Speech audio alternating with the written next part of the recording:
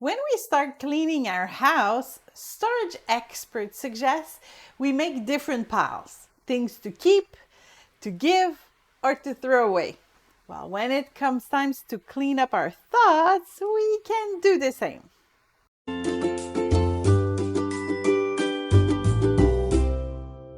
While the Israelites were about to enter the promised land, God asked them to adopt certain habits to remember the laws of God, like by writing them on their house post in Deuteronomy 6:9, or to remember their deliverance by celebrating the Passover, like we see in Deuteronomy 16:3. We too must take the time to remind ourselves of certain things. For example, we must take the time to remember how we were before our salvation, to remember what God has saved us from. This allows us to remain thankful and humble. If we find the path of truth difficult, if we feel its narrowness uncomfortable, we can remember where we started. Ephesians 2:12. And that will encourage us to continue. God also encourages us to remember the prayers we have made and that He has answered, like in Psalm 103, verse 2. When we take the time to remember all the times God has helped us, our hope grows. We then believe that He will do it again, like 2 Corinthians 1:10 says. When the enemy comes whispering in our ears that God does not listen to our prayer, then we can silence him by remembering all the good things God has done for us so far. It is a very effective weapon against discouragement.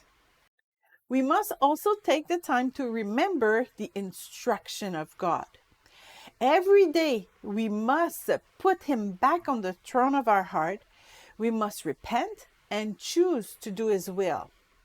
It is easy to take control of our project and forget to listen to His direction. If we deliberately take the time to stop, to remember what He has told us to do, and especially not to do, we will keep our foot from slipping.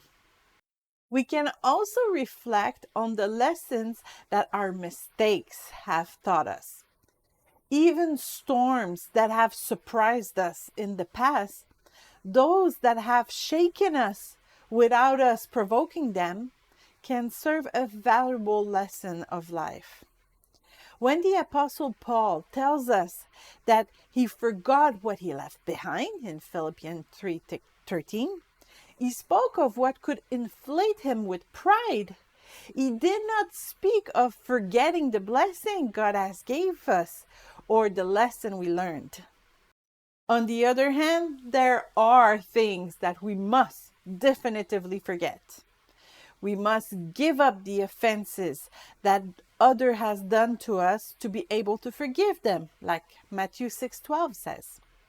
We must choose not to bring them back to our memory, just as God did with our sin.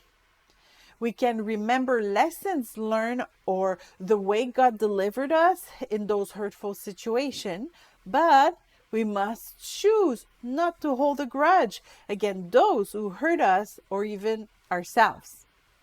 Resentment? Definitively in the pile of things to throw away. Also, like Paul, it is good to put aside our skill to rely more on God. It is good to forget the logic and human reasoning, like Romans 12:2 says, which until now was the basis of our wisdom. We must put our talent and knowledge in the hands of God and let Him use what He wants to use to move us forward. God's thoughts are far greater than ours, like Isaiah 55 says. Our talents, well, in the pile of things to give away to God. So there are thoughts that you have to give up and forget, but there are definitely a few things to keep in mind and remember regularly.